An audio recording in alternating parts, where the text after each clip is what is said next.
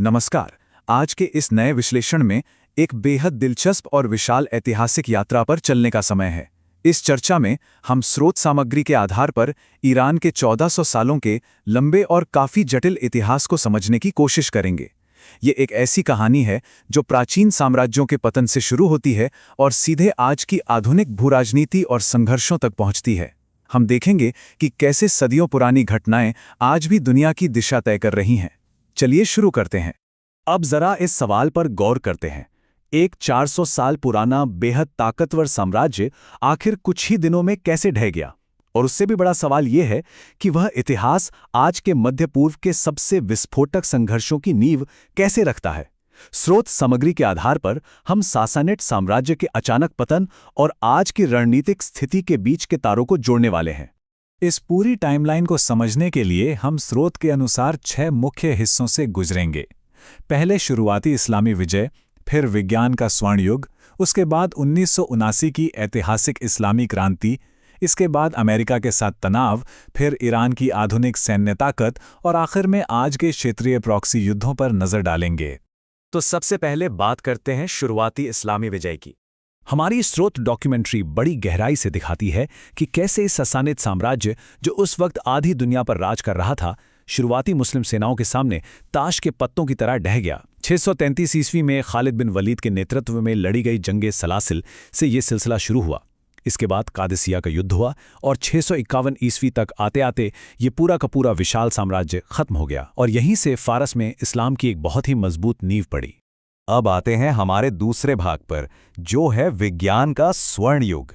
जो बात यहाँ सबसे ज्यादा दिलचस्प है वो ये है कि स्रोत ने कई बड़े और अहम आविष्कारों का सीधा श्रेय ईरानी और इस्लामी वैज्ञानिकों को दिया है।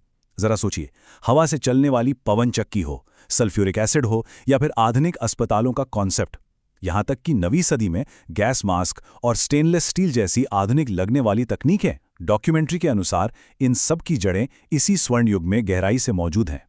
इसी दौर का एक और बेहतरीन उदाहरण गणित से जुड़ा है। हम जो अलजेब्रा पढ़ते हैं ना, स्रोत बताता है कि वो शब्द दरअसल ईरानी वैज्ञानिक मूसा अल ख्वारिज़मी की मशहूर किताब अल जबर से निकल कर आया है। और सिर्फ अलजेब्रा ही नहीं, अंग्रेजी का शब्द एल्गोरिथम भी सीधे तौर पर अल ख्वारिज़मी के नाम का ही एक बिगड़ा हुआ रूप है ना कमाल की बात? स्रोत में एक बहुत ही प्रभावशाली लाइन कही गई है। जब दुनिया अंधेरे में डूबी हुई थी, तब ईरान के मुसलमान आविष्कार पर आविष्कार कर रहे थे। डॉक्यूमेंट्री के अनुसार ज्ञान का ये शानदार प्रवाह सदियों तक अबाध रूप से चलता रहा, लेकिन फिर 1258 के मंगोल आक्रमणों ने इस पूरे गौरवशाली दौर को तहस-नहस कर दिया और अनगिनत पुस्तकालयों और ज्ञान के खजानों को हमेशा के लिए नष्ट कर दिया। आगे बढ़ते हैं हमारे तीसरे हिस्से की तरफ, 1979 की इस्लामी क्रांति। 1979 की ये क्रांति असल में दो बिल्कुल अलग विचारधाराओं की सीधी टक्कर थी।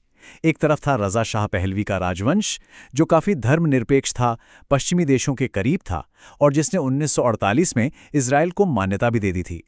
वहीं दूसरी तरफ था अयातुल्ला खुमैनी का नज़रिया, जो पूरी तरह से इस्लामी कानून पर आधारित था। ये नज़रिया पश्चिमी प्रभाव के सख्त खिलाफ था और इजराइल के अस्तित्व को पूरी तरह से नकारता था। स्रोत के मुताबिक विचारधारा का यही पूर्ण बदलाव आज के आधुनिक ईरान की असली नींव है। और इस क्रांति के नेता के बारे में स्रोत ने एक बेहद चौंकाने वाला ऐतिहासिक तथ्य साझा किया है। डॉक्यूमेंट्री बताती है कि अयातुल्ला खुमैनी का पारिवारिक जुड़ाव दरअसल भारत से है। जी हां, उनके दादा सैयद अहमद मूसवी 1830 के दशक में भारत में उत्तर प्रदेश के बाराबंकी से निकलकर ईरान के खुमैन शहर में जाकर बस गए थे। अब रुक करते हैं चौथे भाग का, अमेरिका और ईरान के बीच तनाव।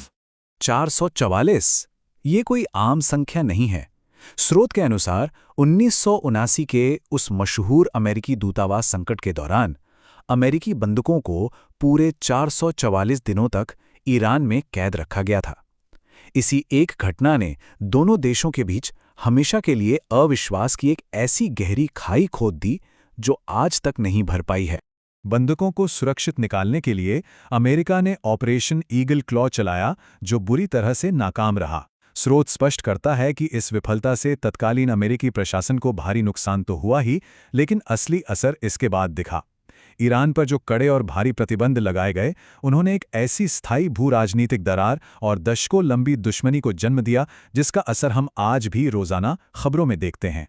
चलिए अब 5वें भाग पर चलते हैं, ईरान की आधुनिक सैन्य क्षमताएं। ये डेटा इस बात को बहुत ही बेहतरीन ढंग से दर्शाता है कि पारंपरिक सैन्य शक्ति के मामले में ईरान खुद को कहां देखता है। डॉक्यूमेंट्री में दिए गए इन आंकड़ों पर गौर करें तो चाहे वो सक्रिय सैनिकों की भारी संख्या हो, टैंकों का बेड़ा हो या फिर पनडुब्बियां हो, स्रोत के अनुसार ईरान सैन्य ताकत के मामले में क्षेत्र में एक बड़ा दबदबा रखता है। लेकिन बात सिर्फ पारंपरिक हथियारों तक सीमित नहीं है।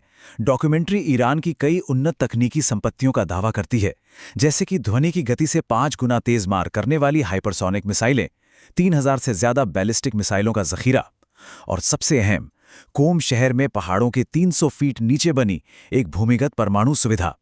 स्रोत का मानना है कि इतनी गहराई में होने के कारण इसे किसी भी हवाई हमले से नष्ट करना लगभग नामुमकिन है। और यहां एक और बहुत बड़ा पहलू जुड़ता है। ये पूरी लड़ाई सिर्फ हथियारों और विचारधारा की नहीं है, ये संसाधनों की भी है।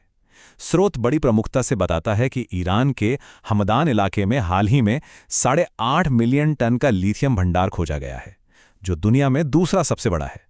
डॉक्यूमेंट्री तर्क देती है कि पश्चिमी देशों की ईरान में इतनी दिलचस्पी के पीछे इन बहुमूल्य खनिजों का बहुत बड़ा हाथ है। अब आते हैं अपने छठे और अंतिम भाग पर, क्षेत्रीय छद्म युद्ध यानी प्रॉक्सी कॉन्फ्लिक्ट्स। यहां एक बड़ा सवाल खड़ा होता है, दुनिया के सबसे कड़े आर्थिक प्रतिबंध झेलने के बावजूद ईरान अपने देश की सीमाओं से बाहर इतनी ताकत कैसे दिखा पाता है? वो पूरे क्षेत्र की राजनीति में इतना अहम खिलाड़ी कैसे बना हुआ है?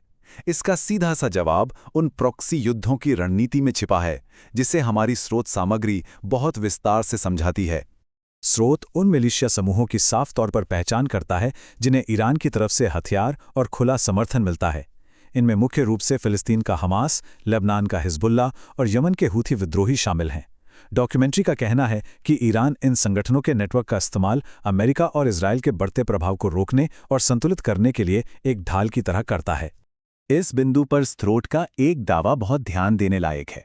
उनका स्पष्ट मानना है कि ईरान के सामरिक और वैचारिक समर्थन के बिना मध्य पूर्व में ये वर्तमान प्रतिरोध आंदोलन आज के रूप में मौजूद ही नहीं होते। डॉक्यूमेंट्री ईरान को इन सभी क्षेत्रीय संघर्षों की धुरी मानती है।